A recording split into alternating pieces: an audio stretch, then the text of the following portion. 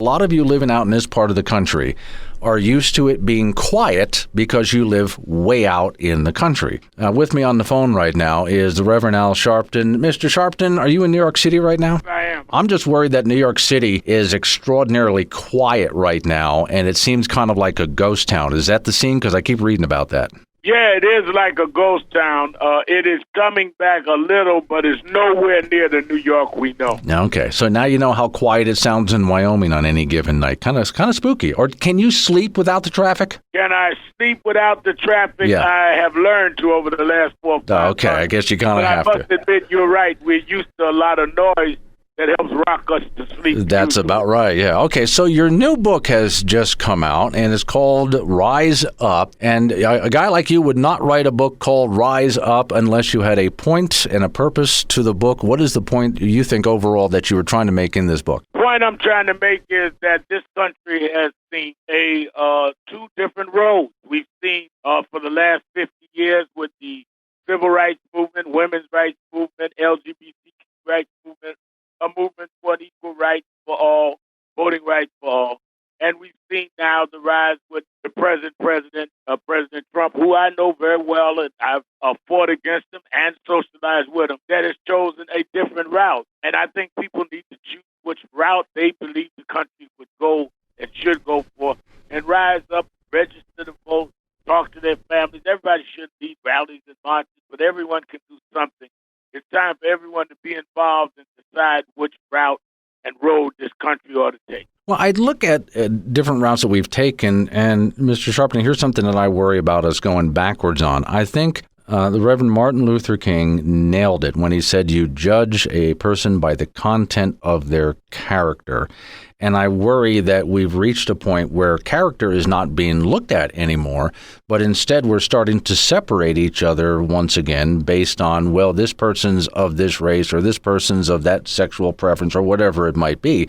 I look at a person who's in front of me as, is this person of good quality character? Is this a hardworking, honest person? And that's all I go by. I worry that we're getting away from that. I think we are getting away from that, and I think we are getting away from it unconsciously. I think that bias and bigotry, homophobia, sexism, all of that is learned behavior. And I think we have to recognize that we're gradually going back into that behavior, and we have to alert ourselves. That's one of the reasons I wrote the book. Okay, but now how do we fix that and get back on track? Because when I see some of the violence it's occurring in the cities right now in the names of Black Lives Matter, I think, I'm sorry, that's not solving the problem. That's actually going backwards. I don't see that as solving the problem. Again, Dr. King, I think, had it right with the way he marched. No, I think that's right. And I think 90% of the marches have been peaceful, certainly the ones we have. We just had a couple 100,000 people in Washington August 28th on the anniversary of I Have a Dream. There was no violence and not one arrest. I do think those that involve themselves in violence are hurting the movement, hurting the cause. Breaking a window to a business, burning down something does not bring justice to a case that we feel is unfair with police or with anyone else. And demonizing all police. I do not think all police are bad. I don't even think most are. But I think those that cross the line ought to be treated like anyone else that crosses the line. And I think that the way you get that message out is by standing up passionately but peacefully so people can hear you rather than respond to you acting in a way that threatens them or that makes them hostile.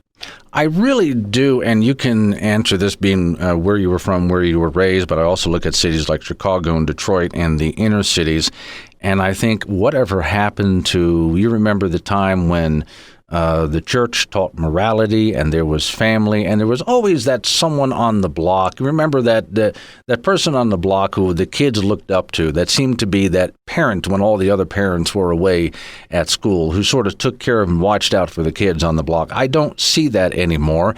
Instead, I just see recklessness and gangs. And frankly, Mr. Sharpton, I get a little tired of reading the body count every single morning in the city of Chicago. I don't see, and maybe you and I might agree or disagree on this, but I don't see that problem being solved by a government program. I think it's the community that solves that problem. I think it's both. I think you need the community, and I think that you're right. That person's not on the block anymore, but there are people there in that neighborhood that I think needs to be empowered. But I also think it's government regulation.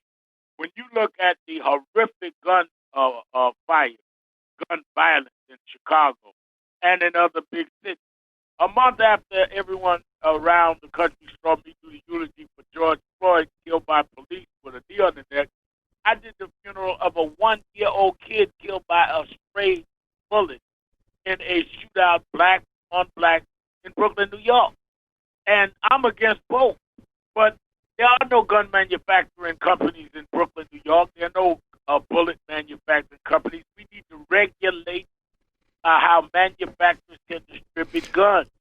The fact that we looked at what happened, like at the school in Florida, and could even pass a background check bill to start trying to regulate how guns are around these countries, particularly in urban areas. How do teenagers get guns that can't even get a job? I think we need to really deal with government regulating as well as challenging people. Okay. Well, and I'll let you have the last word on this because I know you're up against the clock and so am I here. But I take a look at the United Kingdom where they regulated guns and people just started stabbing each other. I don't think it's the tool that they pick up. I think it's the person holding the tool. But I'll let you have the last word, please. Well, I think it's both. I think that you're right that it takes a lot of self-responsibility. I think that it takes a lot of self-pride and taking a hold of these communities. But government, if it's to have a role, also has to put in place the things and measures that will protect citizens, that will not